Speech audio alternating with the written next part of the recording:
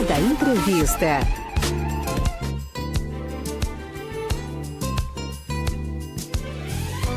O mês de abril traz 3 datas muito importantes para a história do Brasil. O Dia dos Povos Indígenas, celebrado ontem, 19. O Dia de Tiradentes, comemorado amanhã, 21, que é feriado nacional. E o Dia do Descobrimento do Brasil, celebrado quarta-feira, 22. Datas que ajudam a entender quem somos como povo. Hoje vamos fazer uma verdadeira aula de história no rádio, não é? Conectando passado e presente para essa conversa especial. Recebemos um amigo de longas datas, né? Meu amigo Marcos Nogueira, que por muitos anos, né, foi comunicador aqui na nossa emissora.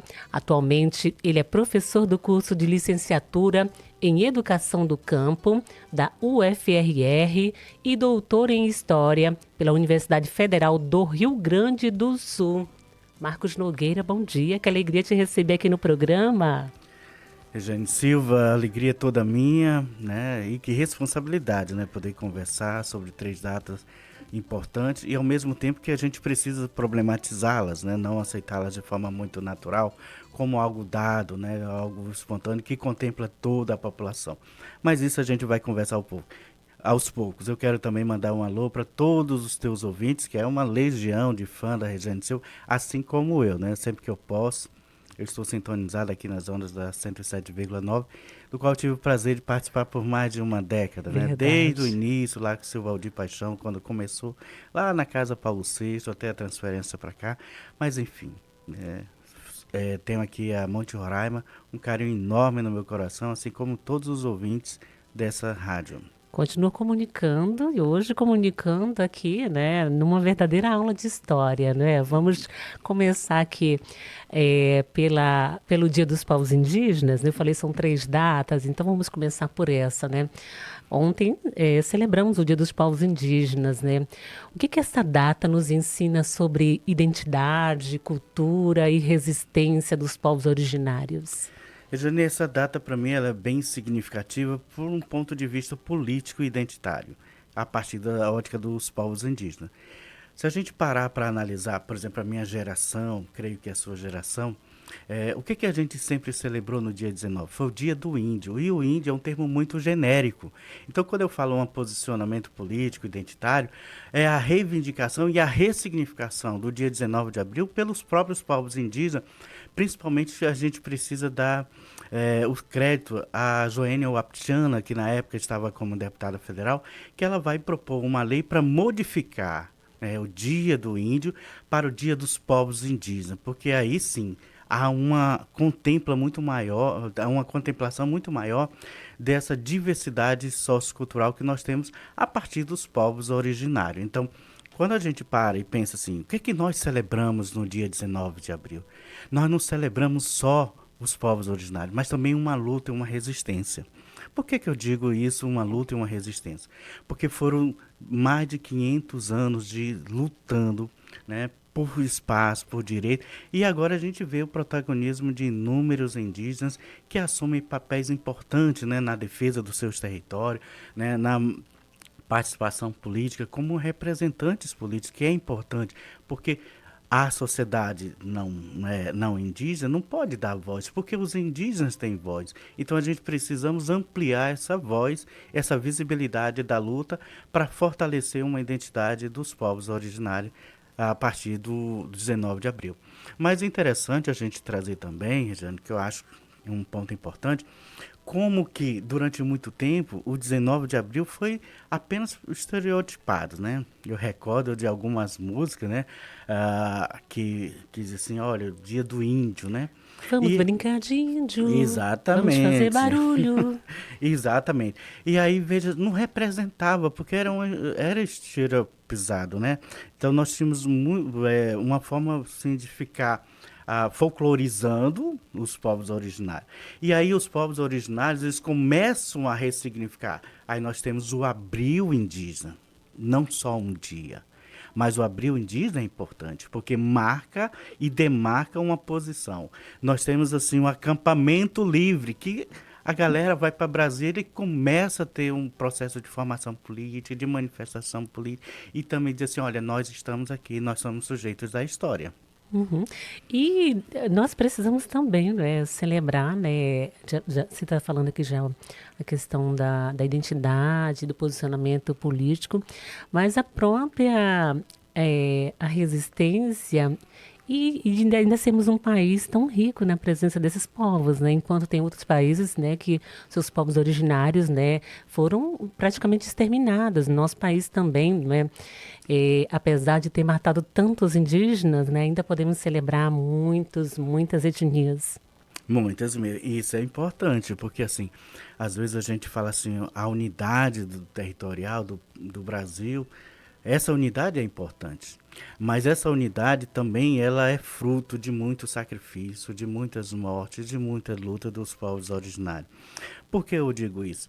Quando você pega, por exemplo, um livro muito interessante que vale a pena ler, da professora Nádia Farage, chamado Muralhas do Sertão, ela vai colocar quem eram essas mulheres, muralhas do sertão, perdão, aqui principalmente na região norte, no extremo norte onde nós estamos. Era justamente os povos originários. Né? Então essa participação ela é importante, porque nós vamos ter um processo de colonização muito duro. Com os povos originários. Violento Muito mesmo. violento. De extermínio, né? De extermínio de povos inteiros. E se você vê um processo violento, a partir da própria cultura, da negação deles de ter o direito cultural, de ter a própria língua. Nós temos para mais de 300 povos, né? Mais de 270 Uma riqueza línguas, cultural muito grandes, né? inestimável, né? Olhe só para Roraima, né? Nós temos mais de 10 grupos étnicos aqui em Roraima e a gente às vezes não consegue visualizar isso dessa riqueza cultural que é a presença dos povos indígenas aqui em Roraima. Celebramos ontem o Dia dos Povos Indígenas. Você trouxe aqui a questão do abril indígena. Como é que nós podemos celebrar ou valorizar ou dar importância a esses povos ainda no decorrer deste mês? Eu creio que primeiro reconhecer essa cultura como genuinamente brasileira. E aí a gente pode já depois encaminhar para o dia 22, porque eu acho que é importante. Porque assim, quando a gente pensa em descobrimento, dá uma ideia de que não existia nada, que não Estava existia vazio ninguém, aqui? estava vazio. E não estava, nós tínhamos milhares de povos aqui, né? Uma riqueza muito grande. Mas, assim, como é que nós podemos valorizar? Eu quero chamar a atenção dos nossos ouvintes aqui da 107,9, o seguinte, veja, nós temos 526 anos de luta. E somente em 2008 nós vamos ter uma lei que vai dizer assim, olha, é obrigatório o ensino da cultura indígena, africana e afro-brasileira na escola, no currículo, a obrigatoriedade. A da cultura africana e afro-brasileira já tinha desde 2003, mas a dos povos indígenas, para entrar no currículo como obrigatório no ensino da educação básica, seja escola pública ou escola privada, está desde 2008. Mas nós ainda não conseguimos chegar lá. Nós não conseguimos avançar em pleno século XXI, em pleno 2026. Então, nós temos uma lei que obriga, né, e aí eu penso, né, como educador, como professor, não só como professor universitário, mas como professor mesmo, que a educação é a base. Se eu não trabalho esses conteúdos da cultura africana, afro-brasileira e indígena na escola, como é que o meu aluno dessa nova geração do século XXI vai valorizar essa diversidade cultural? Porque nós temos um currículo eurocêntrico, né, no qual privilegia-se uma história branca, patriarcal e eurocêntrica, né? A história contada que nós ensinamos na escola é sempre uma perspectiva dos vencedores. E não são os povos indígenas. Então, São os colonizadores. são os colonizadores, são os colonizadores. Então é preciso esgarçar, no sentido de abrir as portas das escolas, esgarçar o currículo para que esses povos também entrem, né? Sejam sujeitos da história contadas a partir deles, né? Enquanto nós privilegiarmos uma história contada na ótica do colonizador, na ótica eurocêntrica, nós vamos sempre privilegiar essa história Não tem colonizadora. como a gente valorizar se a gente não conhecer essa história linda que nós temos, né? Exatamente. Nós Verdade. precisamos conhecer. É preciso, né? Conhecer. Já dizia Santo Agostinho, né? Só se ama verdadeiramente aquilo que conhece.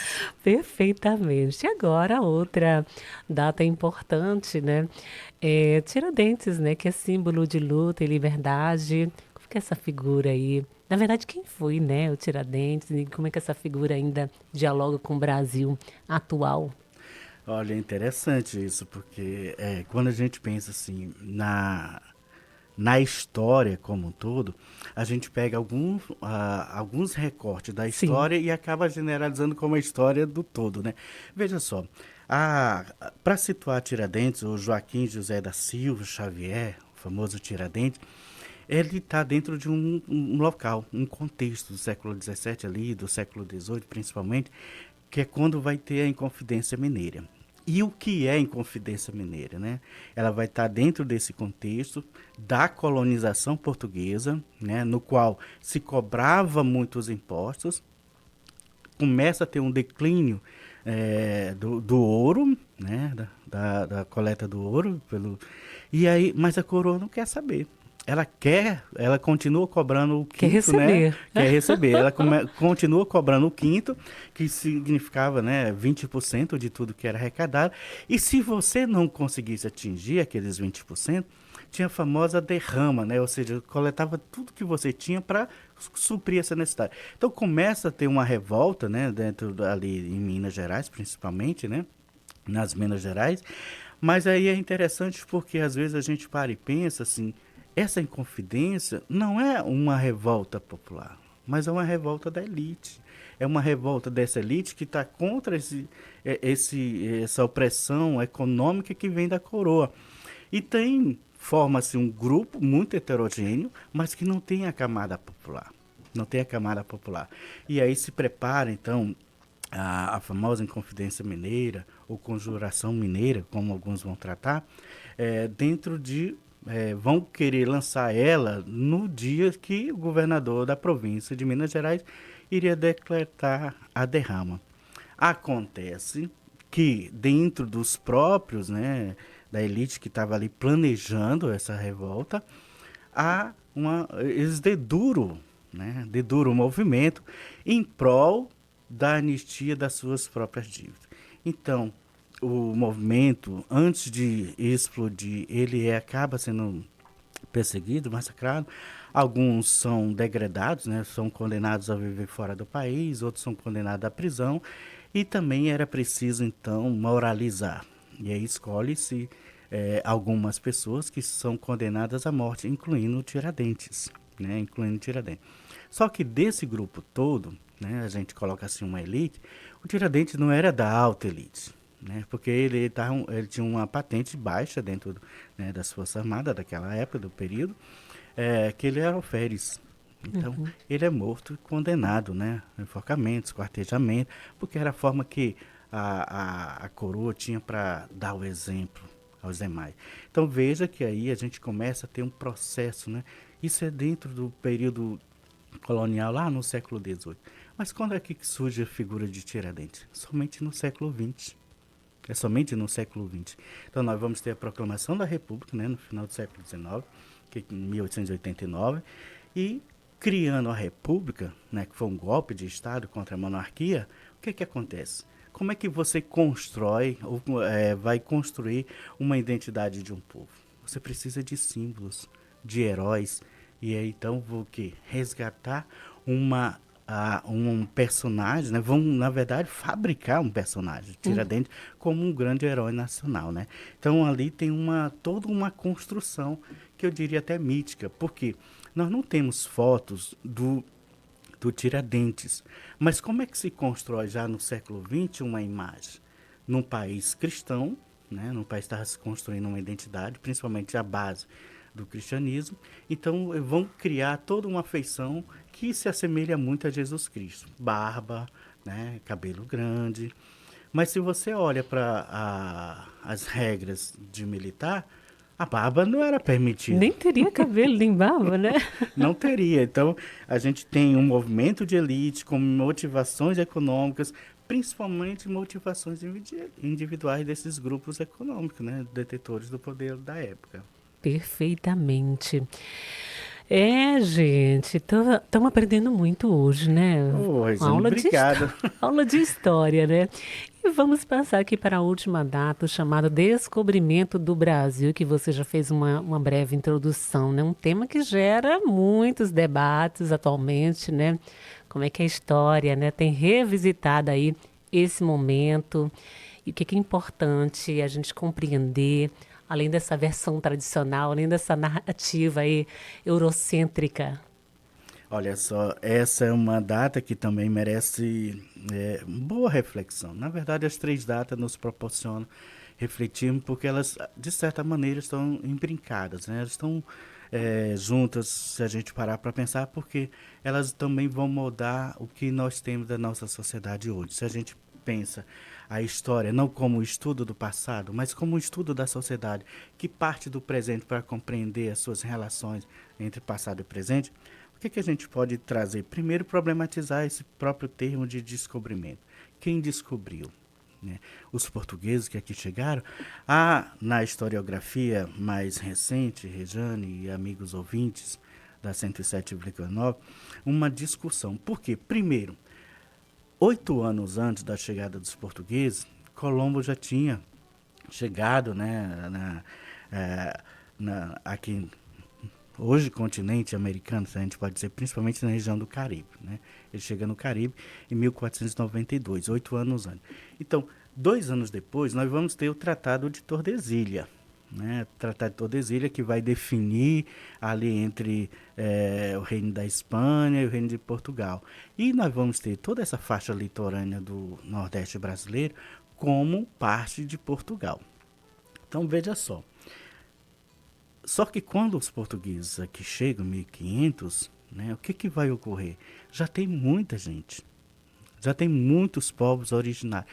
Então, na historiografia, há uma nova discussão, não descobrimento, mas achamento, né? Ou seja, como que esse povo colonizador vai achar esse Brasil? Não descobrir, porque já havia muitos povos aqui. E esse termo, ele é importante porque a gente também conecta o 19 com a valorização daqueles que já estavam aqui, que são os povos originários. Mas como que a história oficial, principalmente uma história positivista, vai pintar esse descobrimento, vamos colocar entre aspas? Primeiro, dentro de uma perspectiva eurocêntrica, que coloca os povos originários como passivo, né? Veja a primeira pintura, que nós vamos ter a missa, né? Então tá todos os indígenas ali, sentados, uns deitados. Então, não foi pacífico, né? A construção do que nós temos hoje no Brasil foi a duras penas para os povos originários, que foram obrigados a negar sua cultura. Foram escravizados. Foram escravizados, foram obrigados, muitos grupos, a viver em aldeamentos interétnicos. O que é isso? Você obriga as pessoas a morarem no mesmo espaço, né, ambiente, e até grupos rivais, né? Então era uma forma muito abusiva e exploratória desses povos, né? Você quebra toda a estrutura organizacional, né? Você quebra toda a estrutura de cultura, principalmente da língua, né? Perfeitamente. Olha, olhar, conhecer, e valorizar a nossa cultura é super importante. Mas como nós podemos fazer isso diante dos conteúdos didáticos que nós temos, que não privilegia essas informações, né? Você traz aqui essa aula para a gente hoje como doutor em História. Você estudou, né? Tem propriedade em falar isso para a gente. Mas onde nós podemos buscar, né, informações, né, que que tragam, né, à tona mesmo a verdadeira história do povo brasileiro, né? Não dá para a gente se conformar só com o que é dito. Exatamente. Eu penso que um dos primeiros passos é valorizarmos, por exemplo, escritores indígenas, escritoras indígenas, escritores negros, escritoras negras, porque são esses que menos aparecem dentro do currículo oficial. Praticamente não aparece, né? Aparece assim de forma muito superficial. E eu vejo também assim amigos muito queridos, como a professora Stephanie lá do Diva Lima, que trabalha, né, um projeto rico e lindo que as mulheres que fazem história, mas que não estão nos livros de história. E quem são essas mulheres que a professora Stephanie discute junto com os seus alunos da educação básica? Isso é importante. Lá dos anos finais do ensino fundamental. O primeiro projeto, primeiro ano, ela trouxe pessoas simples do nosso cotidiano. É uma das coisas que, como historiador, eu sempre falo na minha sala de aula, todos nós, Rejane, eu, você, o Geilson que está ali do outro lado, todos nós somos sujeitos históricos. Mas, infelizmente, a escola ainda privilegia uma educação dos grandes feitos, dos grandes heróis, das grandes datas. Por que muita gente não gosta de história? Porque é uma história tradicional que você era obrigado a decorar, não problematizar. Então, quando a professora Stephanie, por exemplo, ela traz essa discussão, olha só, a sua mãe, a sua avó, quem são sujeitos históricos? Fazem parte dessa Faz parte. história. E nesse ano ela está com o mesmo projeto, mas a partir da discussão com os alunos, quem são esses sujeitos que nos rodeiam? E é lindo perceber e acompanhar, principalmente pelas redes sociais, que eu acompanho a professora Esther, acompanho o professor Woods, né? O professor Davi, que tem, todos estão no Instagram, é fácil, né? O professor Davi traz dicas maravilhosas para quem vai fazer Enem, para quem vai fazer principalmente o vestibular aqui, o nosso vestibular da UFRR ou da UE. Isso é importante. A gente primeiro precisa quebrar esse modelo do currículo tradicional e trazer um currículo mais vivo. Roraima é cheia de história. Roraima é cheia de vida a partir dessa diversidade cultural. Então precisamos buscar novas fontes. Novas fontes. E eu digo assim, novas fontes, e se você me permite, fontes confiáveis, né? Porque a Exatamente. gente precisa separar o que é informação do que é conhecimento.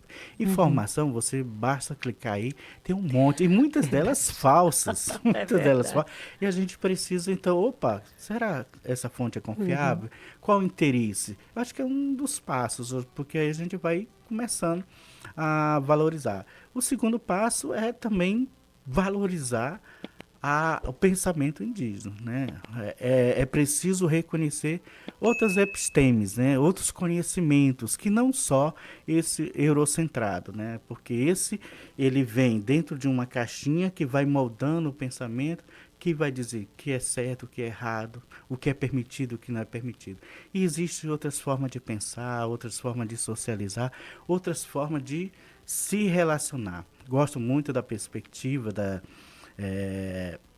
ele está caminhando para o fechamento, mas pensar essas três datas dentro de uma dimensão mais holística, né? Que a gente precisa compreender, por exemplo, como que os povos indígenas se relacionam com a mãe natureza. Eles chamam ela de mãe, né? E esse modelo Uma relação de de respeito, né, de respeito, né? cuidado, né, de E esse modelo eurocentrado que nos vem de uma forma capitalista selvagem é do consumo exagerado, né? Então a gente precisa também rever muitas coisas.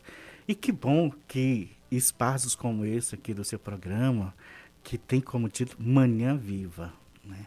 Dá mais visibilidade a essas novas perspectivas históricas, a começar também por Roraima. vamos voltar outras vezes, né? Com Vamos certeza, quero será um agradecer prazer. aqui a sua participação, Marcos Nogueira, doutor em História. Ele é professor do curso de licenciatura em Educação do Campo, lá da UFRR, né? E hoje, né, tirou um tempinho aí, né, neste ponto facultativo para dar essa aula aqui nas ondas do rádio. Muito obrigada por nos ajudar a olhar, né, essas datas, né, com mais clareza, com mais profundidade. Rejane, eu agradeço o espaço, eu agradeço o convite e é uma honra estar aqui contigo, porque tu sabe que eu tenho um carinho grande por ti, por tua família. És uma amiga muito querida. Bom rever o Geis e bom falar com os ouvintes aqui da FM Monte Roraima, uma rádio ao serviço da vida e da cidadania. Né? Querido, forte abraço para você, para toda a família. Até uma próxima oportunidade. Descontração, informação e muita música. Manhã Viva com Rejane Silva.